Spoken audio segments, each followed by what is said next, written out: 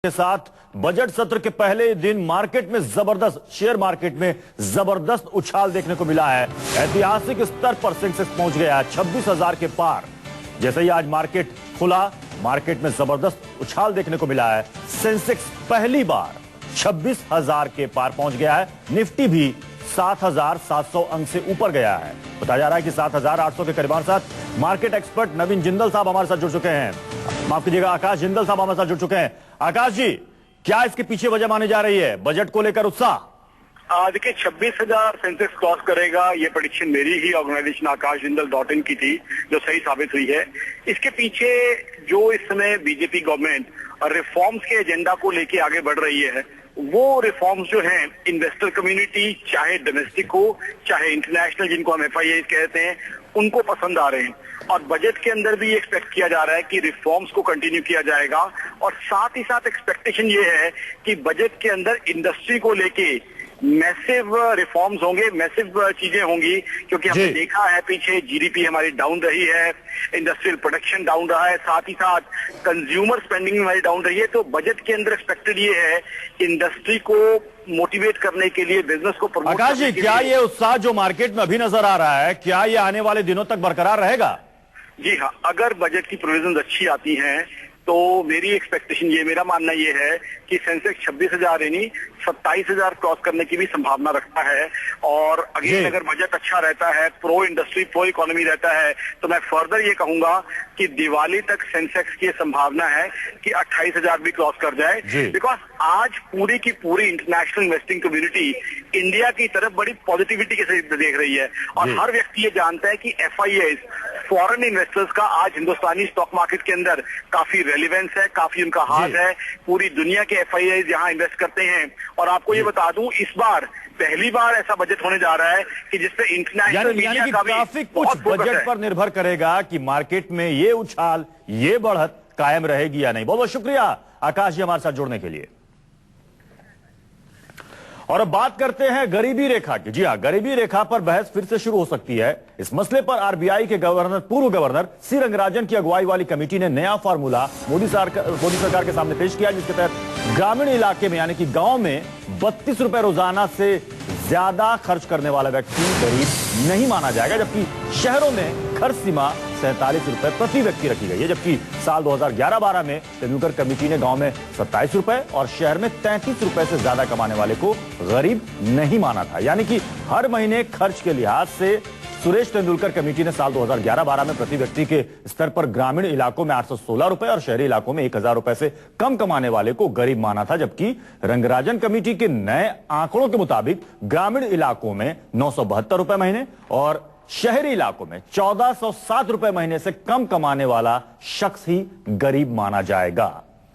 तो ये दोनों कमेटियों की जो सिफारिशें, जो उसमें कहा गया रिपोर्ट में क्या क्या है, वो हम आपको बता रहे हैं। रंगराजन कमेटी की रिपोर्ट में क्या आया है? गांव में 32 रुपए रोज खर्च करने वाला गरीब नहीं है। जबकि आपको याद होगा कि तेंदुलकर कमेटी की जो रिपोर्ट आई थी उसमें 37 रुपए था। शहर में 47 रुपए रंगराजन कमेटी की रिपोर्ट कहती है। तेंदुलकर कमेटी की रिपोर्ट में कहा गया था शहर में 33 रुपए। तो ये बड़ा फर्क यहां पर आया। साथ ही इसमें गरीबों की जो आबादी है उसमें भी फर्क देखने को मिला है। 21.9% बताया गया था तेंदुलकर कमेटी की रिपोर्ट में, जबकि रंगराजन कमेटी की रिपोर्ट में बताया गया 29.5% आबादी गरीब है।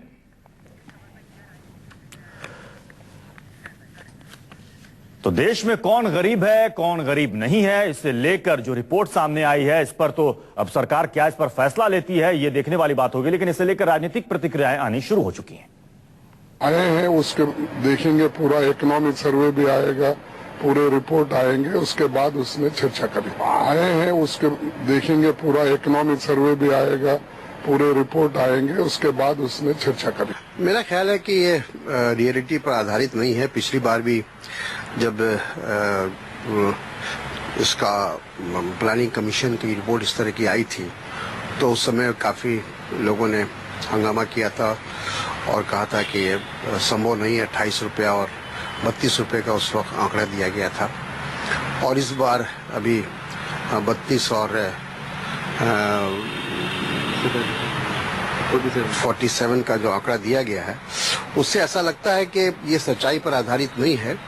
आज जिस प्रकार से प्राइस राइस हुआ है, जिस तरह से महंगाई बढ़ी है, उसमें 32 रुपए में गांव में और 47 रुपए में शहर में लोगों का जीवन पालन पोषण हो सकता है। मुझे तो ऐसा नहीं लगता है और सरकार को इस पर पुनः विचार करना चाहिए। तो हमारे साथ इस वक्त हमारे संवाददाता अमित कुमार इस वक्त जुड़ चुके हैं। अमित, सवाल यह खड़ा होता है कि क्या मोदी सरकार इस आंकड़े को मानेगी? क्योंकि आपको याद होगा कि तेंदुलकर कमेटी की रिपोर्ट जब आई थी, उसे लेकर बीजेपी ने काफी हो हल्ला किया था, बवाल भी मचाया था, जिसको लेकर समीक्षा के लिए यह कमेटी बनाई गई थी।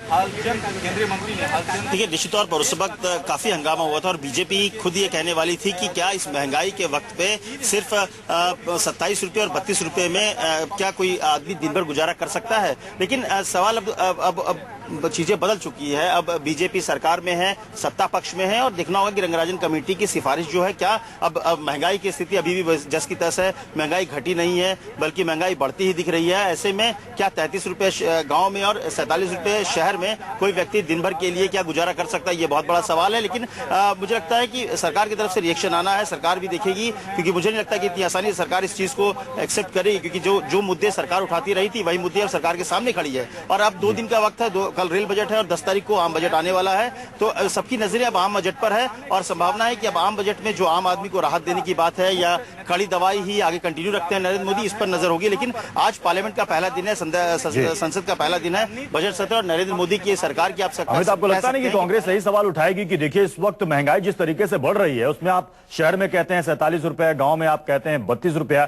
क्या यह संभव हो पाएगा? मैं वही कह रहा हूं कि ये मुश्किल है, क्योंकि पहले जब आप विपक्ष में थे तो चीजों का विरोध करना बहुत आसान होता है, लेकिन अब सत्ता पक्ष में चीजें बदल चुकी है। पहले उसी को डिफेंड करती दिख रही थी कांग्रेस और आज कांग्रेस विपक्ष में है, तो निश्चित तौर पर सरकार के खिलाफ महंगाई एक बड़ा मसला है जिसको लेकर कांग्रेस और विपक्ष, पूरी विपक्ष सरकार को घेरेगी और इसी के तहत ये मुद्दा रंगराजन कमेटी की जो रिपोर्ट है वो भी एक तर्कश के तीर में शामिल होगा, जब इसी बहाने जो गरीबी रेखा की जो नई परिभाषा जो तय की गई है उसके आधार पर एक नए सिरे से सरकार को जवाब देगा। निश्चित तौर पर कांग्रेस इस पूरी तैयारी में है और सदन के दौरान संसद में इस बार इस सत्र में महंगाई पर सरकार को जवाब देना होगा। चलिए, बहुत बहुत शुक्रिया अमित हमारे साथ जोड़ने के। तो मोदी सरकार का पहला बजट सत्र आज से शुरू हो रहा है। इससे पहले सत्र को सुचारू रूप से चलाने के लिए सर्वदलीय बैठक हुई। इसमें महंगाई के साथ साथ नेता विपक्ष पर भी चर्चा हुई। विपक्ष ने कई मसलों पर सरकार की घेरेबंदी की तैयारी कर ली है। वहीं दूसरी ओर सरकार की ओर से विपक्ष के हमलों के जवाब के साथ 8 जुलाई को रेल बजट और 10 जुलाई को आम बजट पेश करने की तैयारी कर ली गई है। ये आपको दिखा रहे हैं, ये जो सर्वदलीय बैठक चल रही है उसकी ये तस्वीरें हैं। आज से बजट सत्र की शुरुआत हो रही है और सरकार की तरफ से सहयोग मांगा गया है विपक्ष का कि इस बजट सत्र को सुचारू रूप से शांतिपूर्ण तरीके से इसको चलाने में आपके सहयोग की जरूरत है। हमारे साथ अमित हमारे संवाददाता हमारे साथ जुड़ेंगे, उनसे हम ताजा अपडेट भी लेंगे। फिलहाल ये ताजा तस्वीरें आपको दिखा रहे हैं। बजट सत्र की शुरुआत आज से हो रही है, उससे पहले ये जो सर्वदलीय बैठक चल रही है तमाम पार्टियों की, उसकी ये तस्वीरें आप देख रहे हैं, जहां पर विपक्षियों से ये कहा जा रहा है कि आपके सहयोग की जरूरत है ताकि सुचारू रूप से ये बजट सत्र चल सके। हालांकि विपक्ष ने अंदर खाने तैयारी कर ली है कि सरकार को महंगाई समेत कई मुद्दों पर घेरना है। अब देखना है कि बजट सत्र की शुरुआत में किस तरीके से विपक्ष इन मुद्दों को उठाता है।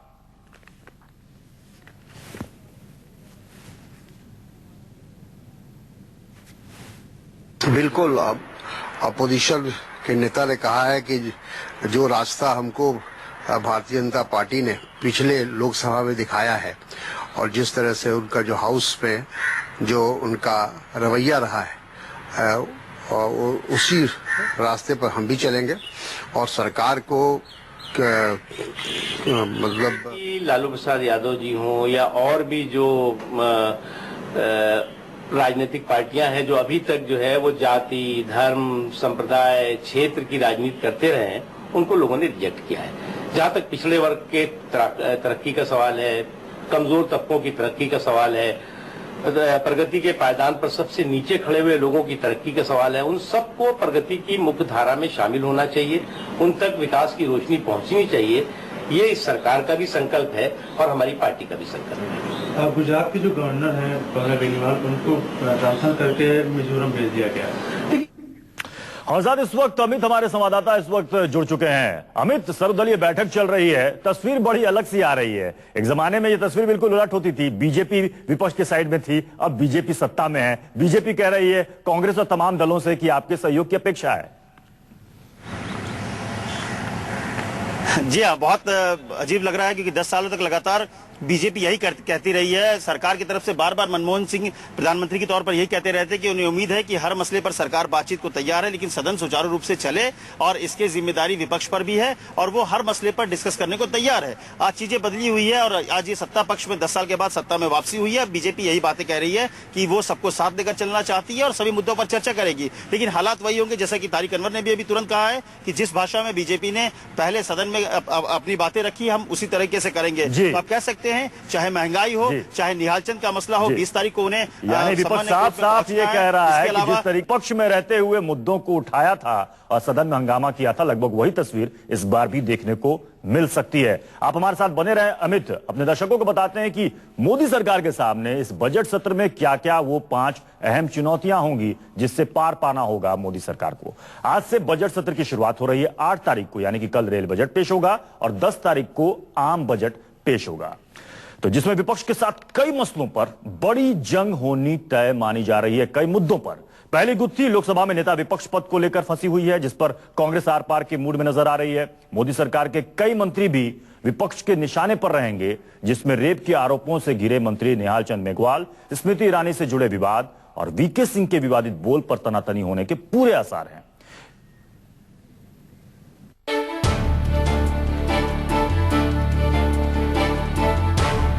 30 साल बाद प्रधानमंत्री नरेंद्र मोदी की अगुवाई में बहुमत की गैर कांग्रेसी एनडीए सरकार के साथ संसद के बजट सत्र का आगाज होने जा रहा है, तो बड़ा सवाल पहले ही दिन यही खड़ा है कि नेता विपक्ष की कमान विपक्ष में सबसे ज्यादा 44 सांसदों वाली कांग्रेस पार्टी के हाथों को मिलेगी या नहीं। मोदी सरकार जहां नेता विपक्ष पद के लिए कांग्रेस के पास जरूरी संख्या में सांसदों के न होने का तर्क दे रही है, तो कांग्रेस पार्टी ने भी नियमों की किताबें पलटनी शुरू कर दी। अगर कोई चीज को वो इग्नोर करके अगर सत्ताधारी पार्टी हम ब्रूट मेजॉरिटी में है, अगर ऐसा रवैया रख के अगर जो भी डेमोक्रेटिक प्रिंसिपल्स को डिमोलिश करने की अगर कोशिश होती है, तो उस वक्त नेचुरली हमारा रुख अलग रहेगा। मेरे ख्याल से बहुत जाती है विपक्ष के साथ, कांग्रेस पार्टी के साथ इस सरकार की नेता विपक्ष का पद देने को तैयार अभी ढुलमुल रवैया अपना रहे हैं, जबकि जो 1970 का कानून में जो बदलाव हुआ तो इसमें स्पष्ट है कि जिसकी नेता विपक्ष का पद देने को तैयार अभी ढुलमुल रवैया अपना रहे हैं, जबकि जो 1970 का कानून में जो बदलाव हुआ तो इसमें स्पष्ट है कि जिसकी सत्तारूढ़ दल के बाद सबसे ज्यादा संख्या बल हो विपक्ष में, उसको ये पद देना चाहिए। तो उस हिसाब से कांग्रेस का बनता। बजट सत्र के पहले ही दिन कांग्रेस को नेता विपक्ष पद के मसले पर लोकसभा स्पीकर के फैसले का इंतजार है, तो सदन में पहले ही दिन इस मसले पर शोरगुल और हंगामे की संभावना देखते हुए बीजेपी और सहयोगी दल कांग्रेस को नसीहतें देने में जुट गए हैं। I said as far as we are concerned, we have no problem, but this occasion of railway budget and general budget can be utilized in a better manner to discuss these issues also. इस देश में जो नियम और कानून बना है संसद में, उस कानून के तहत एनडीए सरकार ने या लोकसभा स्पीकर ने उनको अगर कहा है कि आपको नहीं मिलेगा लीडर ऑफ अपोजिशन, तो उसमें गलत क्या है। बजट सत्र में सवाल सिर्फ नेता विपक्ष का नहीं है। सरकार पर हमले के लिए विपक्ष ने पूरी लिस्ट तैयार की है। मसलन बेलगाम महंगाई और petrol, diesel, kerosene gas cylinder समेत रेल किराए और रोजमर्रा की जरूरतों के दामों में बढ़ोतरी के सवाल पर 1 महीने से ज्यादा उम्र की मोदी सरकार से जवाब तलब होना तय है। मोदी के मंत्रियों से जुड़े विवाद पर हंगामा होना तय है, जिसमें मंत्री निहाल चंद मेघवाल पर रेप के आरोपों पर मानव संसाधन विकास मंत्री स्मृति ईरानी के हलफनामे में गलत जानकारी और डीयू विवाद पर और थल सेना अध्यक्ष दलबीर सिंह सुहाल के मसले पर विदेश राज्य मंत्री वीके सिंह के बयान पर हंगामे के पूरे आसार हैं। उत्तर प्रदेश के मुरादाबाद में लाउडस्पीकर मसले को सांप्रदायिक तनाव में तब्दील करने के आरोपों पर भी बीजेपी के सांसद और विपक्ष आमने सामने आ सकते हैं। सवाल सुप्रीम कोर्ट के वरिष्ठ वकील पूर्व सॉलिसिटर जनरल गोपाल सुब्रमण्यम के जज पैनल में से नाम पर रोक लगाने के मुद्दे पर भी उठने तय है। मोदी सरकार के पहले 1 महीने में रेल हादसों की बढ़ती रफ्तार, बिजली की किल्लत, संघ लोक सेवा आयोग में हिंदी अभ्यर्थियों से जुड़े मुद्दे पर भी संसद के भीतर और बाहर हंगामे की तस्वीरें दिखाई पड़ सकती हैं।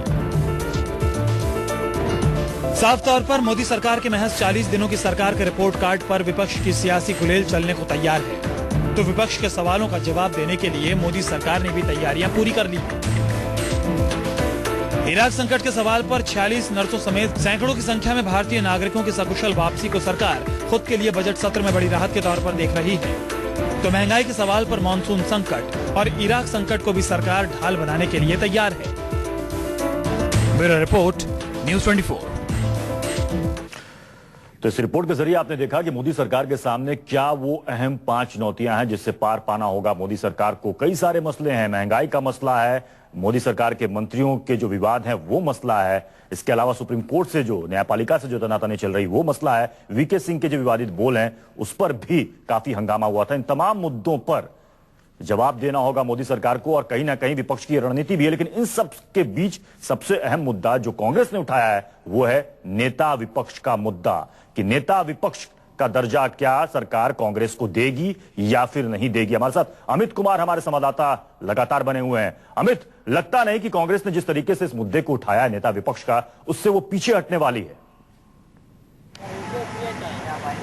देखिए, इसमें कोई दो राय नहीं कि कांग्रेस चाहती है कि नेता विपक्ष का पद उन्हें मिलना चाहिए, क्योंकि सदन में सबसे बड़ी पार्टी है। लेकिन बीजेपी का ये कहना है कि पहली बात तो ये कि जो 10% होना चाहिए वो पूरा क्राइटेरिया नहीं कर रही है, पुराने पन्नों को भले पलटने की कोशिश कर रही है, कानूनी प्रक्रिया की तरफ जा रही है। लेकिन बीजेपी का ये कहना है कि 1980-84 में जब राजीव गांधी की सरकार को पूरी बहुमत थी, 400 ज्यादा सीटें ली हुई थी, उस समय टीडीपी सबसे बड़े दल था, इसके बावजूद उन्हें वो दिया नहीं गया। ऐसे कई मौके हैं, तो ऐसे में बीजेपी ने जो मन बना लिया है कि वो देगी नहीं। दूसरी तरफ भले ही कांग्रेस ये बाहर कर रही है कि उन्हें ये पद मिलना चाहिए, लेकिन स्पीकर के साथ जब उनकी मीटिंग हुई, लेकिन अमित उसके पीछे कांग्रेस ये दलील दे रही है कि उस वक्त किसी ने नेता विपक्ष की मांग नहीं की थी, इसलिए नेता विपक्ष का दर्जा उस वक्त नहीं दिया गया था। इस वक्त तो कांग्रेस ये मांग कर रही है कि हम सदन में सत्तारूढ़ पार्टी के बाद दूसरी बड़ी पार्टी, इसलिए हमें दिया जाए।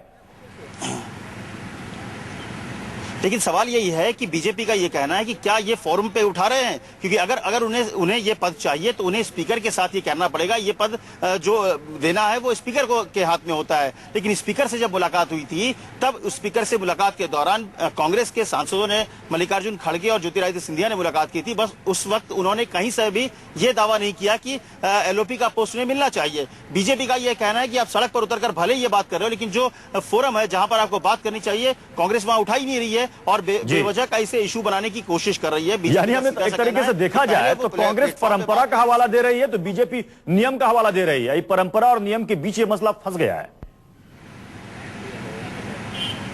जी हाँ, मसला फंस गया। और दूसरी बात कि बीजेपी कहना है कि कांग्रेस ने उस परंपरा या नियम को नहीं निभाया है। बीजेपी साफ तौर पे कह रही है कि जब 84 में 400 से ज्यादा सीटें ली गई थी, तब टीडीपी को सबसे बड़ा दल होने के बावजूद एलओपी का पद नहीं दिया गया था। तो बीजेपी का सीधे सीधा कहना है कि वो किस मुंह से इस तरह की बातें कर रही है, क्योंकि पहले ही वो ये नियम कानूनों या जो परंपरा है उसको तोड़ चुकी है। तो सवाल यहाँ पर कुल मिलाकर यही है कि एक टकराव का मसला है। अब देखना है कि क्या बीजेपी जो नरेंद्र मोदी 56 इंच चौड़ा सीने की बात करते हैं, कांग्रेस अब यही दुहाई दे रही है कि 56 इंच चौड़ा की जो बात नरेंद्र मोदी कहते हैं, तो यहाँ पर दरियादिली दिखाएं और वो एलओपी का पोस्ट दे। लेकिन कहीं ना कहीं ये लड़ाई है और ये जो परंपरा कांग्रेस ने शुरू की, बीजेपी का यही कहना है कि ये परंपरा कांग्रेस ने शुरू की थी, तो हम वही कर रहे हैं, हम उसी को निभा रहे हैं। उन्हें अगर जनता ने बीजेपी के अंदर सूत्रों से, सरकार के अंदर के सूत्रों से आपको क्या जानकारी मिल रही है? क्या बीजेपी इसमें दरियादिली दिखाएगी?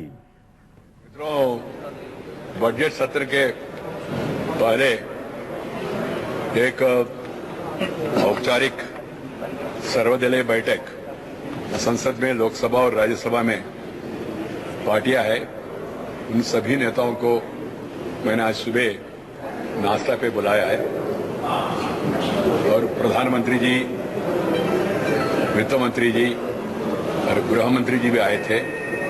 मैं उन लोगों को धन्यवाद देना चाहता हूं। एक अच्छा शुरुआत हुआ है और साथ ही साथ सभी पॉलिटिकल पार्टीज का नेता लोग भी मौजूद था। कुछ पार्टीज का अभी 10 बजे के बाद अपना पार्टियों का बैठक भी है, फिर भी तो सब लोग आए थे। पूर्व प्रधानमंत्री देवेगौड़ा जी, कांग्रेस पार्टी का नेता श्री मल्लिकार्जुन खड़गे जी, यहाँ का नेता श्री गुलाम नबी आजाद जी और समाजवादी पार्टी नेता रामगोपाल यादव जी और यहाँ एडीएमके का तबीत औरे जी और